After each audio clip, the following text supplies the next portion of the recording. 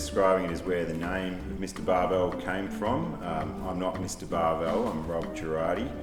I'm an Australian born in Fremantle, but I come from Italian family. All my grandparents emigrated from Italy, all 4 grandparents. So I grew up in a very strong Italian upbringing in Frio, and that involved also the food and wine side of Italian life. So that's really what got me into wine, I guess, starting off not from a winemaking family, but just wine being a part of life. And the name of Mr Barval stands for the areas of the world that got me into wine and taught me about wine as well. And the family side does come into it as well. So the MR of Mr Barval stands for Margaret River, which is obviously where we're making our wines now.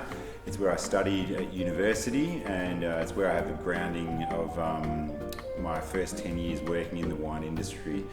I worked for 2 of the leading premium producers of not just Margaret River, but of Australia down here, sort of 5 years with one and 4.5 years with another.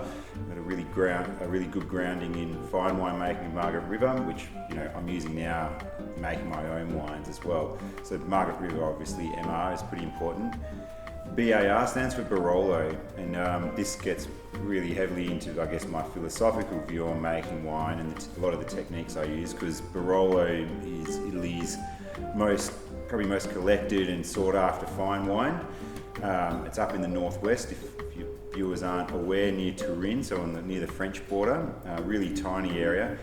And they are very expensive wines, but they're also very, very good wines. And it's an area of Italy that I did my first overseas vintage post-university. And one thing led to another. I loved it so much, and the people I was working for enjoyed my work, and I ended up moving there and living there permanently with my wife and kids. And the way they made their wines, and it's not Barolo winemaking or even Italian winemaking, it's just old world traditional winemaking.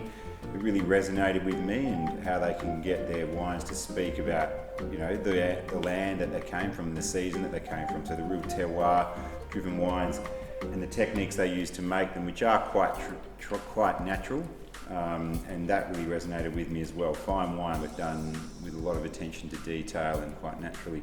And we use those techniques here, so we incorporated BAR as part of the name. And then the VAL stands for Valtellina, and this comes back to where we started talking about family and my upbringing. Valtellina is the area where my grandparents emigrated from, and not many people have heard of it. It's a tiny little area at the very north of Italy, above Lake Como. So all 4 grandparents came from there to Australia in the first half of the 1900s. And that's what, it gave me my first step into wine, because we made our own family wine. But down here now, what we're doing is something a little different to that. It's not quite the rough and ready family wine, but it's kind of bringing, I think, what we're really trying to show is fine wines, but also accessible wines, in terms of they're not that accessible because they do sell out very fast, but wines that are seen as good quality-wise, stylistic-wise, structure-wise. It's all the great wines of Margaret River, the more established names, but also something that just for your everyday drinker, something because of how good we make them, the quality of the fruit, the quality of Margaret River as well. They're such accessible wines to drink as well. That's great, Rob.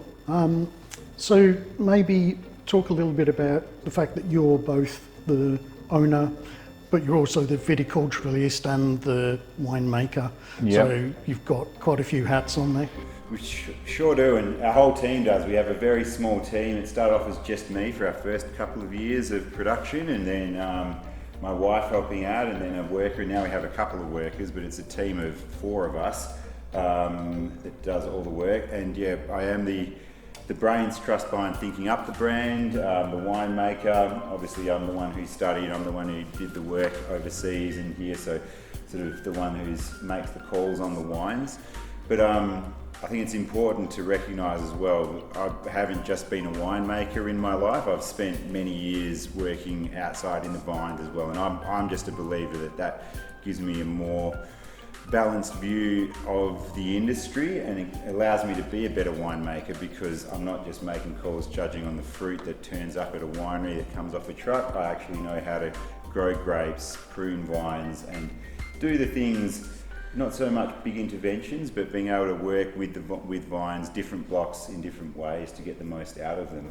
So I'm certainly using a lot of that viticultural grounding knowledge and experience when making a lot of winemaking decisions, for sure, and also really helps me in identifying the great spots to be able to make wine from as well, because like all fine wine regions in the world, Margaret River is fantastic, but it's not a sea of perfect vineyards out there. There's the good, the very good, the exceptional, and there's also a lot of mediocre and average stuff out there as well. So being able to have a really strong viticultural background really helps me not only to grow good grapes, but also to work out where to access those grapes in the first place.